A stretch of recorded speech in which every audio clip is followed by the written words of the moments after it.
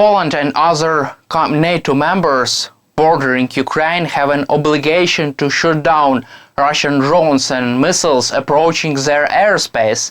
This statement was made by the Foreign Minister of Poland, Syrskyi. Mr. Syrskyi supports Poland to shoot down Russian drones and missiles entering Ukrainian airspace and approaching the airspace of Poland.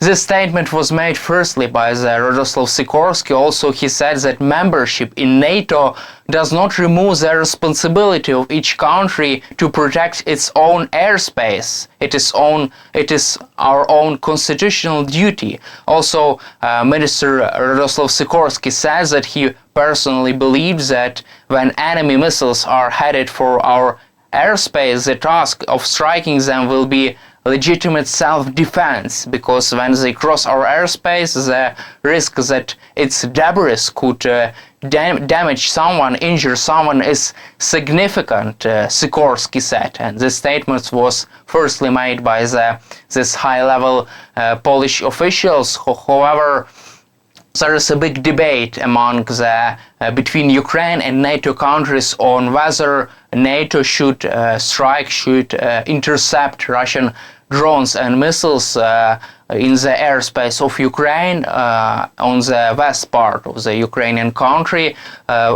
In that case, when such drones and missiles are approaching a NATO member country,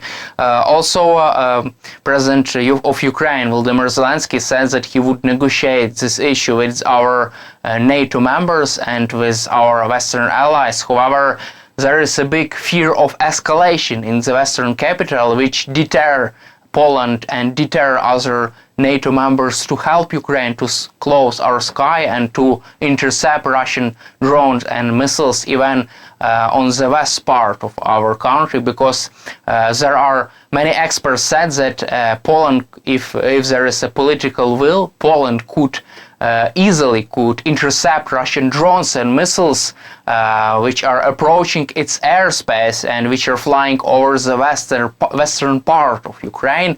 However, NATO still hesitates to help Ukraine with that and to help Ukraine and to intercept such air threats over Ukraine when such threats are even when these threats are approaching a NATO airspace.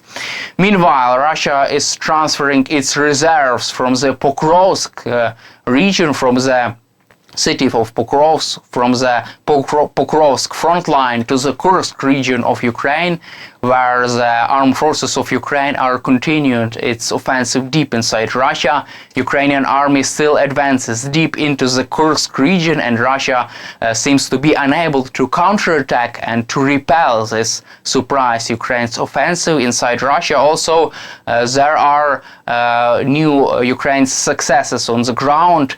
Institute of Study of War reported that Ukraine has successfully has lots of new successes because Ukraine has forced Russia to redeploy its reserves from the east of Ukraine to the Kursk region. Also, the Russian 15th Motorized Rifle Brigade was redeployed from the direction of Pokrovsk to the Kursk region. Also, Institute of Study of War reported that the Russian brigade operating east of Pokrovsk was presented there from the mid of August. Also, the Institute of Study of War also reported that other brigades were redeployed from the Donetsk region to the Kursk region, and analysts also pointed out that Russian military commanders have been avoiding this redeployment of that units because they would not like to stop its offensive in the east of Ukraine. At the same time, Ukrainian troops continue its offensive deep inside Russia in the Kursk region. Also, in the meantime, the Wall Street Journal reported about the secret details of the planning of Ukraine's offensive inside Russia. Wall Street Journal reported that General Syrskyi General Syrskyi kept his plan in secret, and when he told his military commanders about his intention to go deep inside the Russian territory, Ukrainian military commanders were surprised and were shocked by this statement and by this plan.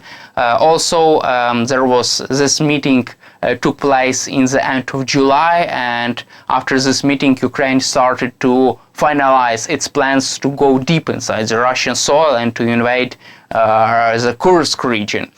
Also, Wall Street Journal reported that there are several factors which would determine the success of Ukraine's offensive deep inside Russia.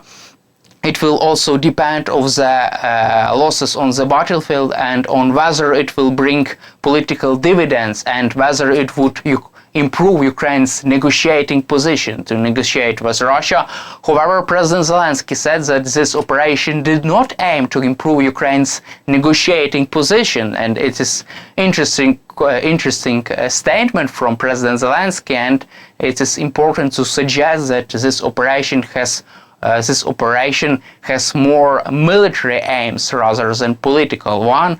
Also, according to the Wall Street Journal, 2,000 Russian troops were encircled in the Kursk region near the river of Seym, and also Ukraine has been successfully increasing its exchange fund. Ukraine has been increasingly and successfully capturing even more Russian soldiers and Russian conscripts, and it would allow Ukraine to negotiate with Russia from the position of strength and to exchange these Russian prisoners of war, Russian soldiers, to Ukrainian soldiers which are who are in the captivity in the Russian Federation, and this is the big success of the Ukraine's incursion, Ukraine's invasion of the Russian Federation. Meanwhile, Ukrainian Defense Minister Rustem Umerov has presented U.S.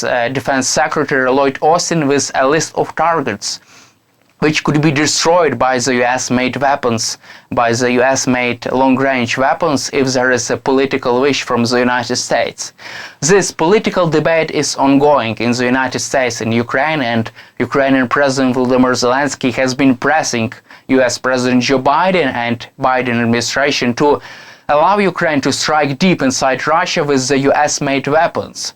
Institute of Study of War previously has reported that this restriction has significantly restricted Ukraine's capability to strike deep inside Russia, and that's why Ukraine could not strike and destroy Russian military targets in far range deep inside the Russian territory. However, there are ongoing discussions, and there is a hope among Ukrainian officials that President Biden could make this final decision in the support for Ukraine before he exits his office, before the end of his political career. Also, there are other reports from the Institute of Study of War. There have been some indications that the rate of Russian dictator Vladimir Putin has significantly dropped since the start of Ukraine's invasion of the Kursk region. The Public Opinion Foundation, a Russian sociological institution, published on August 3rd a survey conducted that found that 28% of respondents expressed their dissatisfaction with the actions of the Russian authorities. This has been reported by the Institute of Study of War, and it is interesting that Ukraine's offensive deep inside Russia is very harmful of the popularity of Russian dictator Vladimir Putin, because it significantly drops the popularity of Russian dictator Putin. Also, we have other poll from the Russian state-run Center for the Study of Public Opinion said that Putin approval ratings fell 3.5% between August 12th and August 18th. And this information has been reported in the Institute of Study of War, and it seems like Ukraine's offensive deep inside Russia is really harmful for Vladimir Putin's approval ratings, for his approval polls, and it is the lowest Putin approval rating since many years. In the same time, Institute of Study of War reported that Kremlin would try to help Putin to save his face and would try to save Putin's ratings and to persuade Russian people that this invasion was not Putin's disaster, and would try to distance Vladimir Putin from this political and military failures of his military commanders and from his military army, from his commanders and from his army. That's all for today. Subscribe on our YouTube channel, stay with us on YouTube, and glory to Ukraine!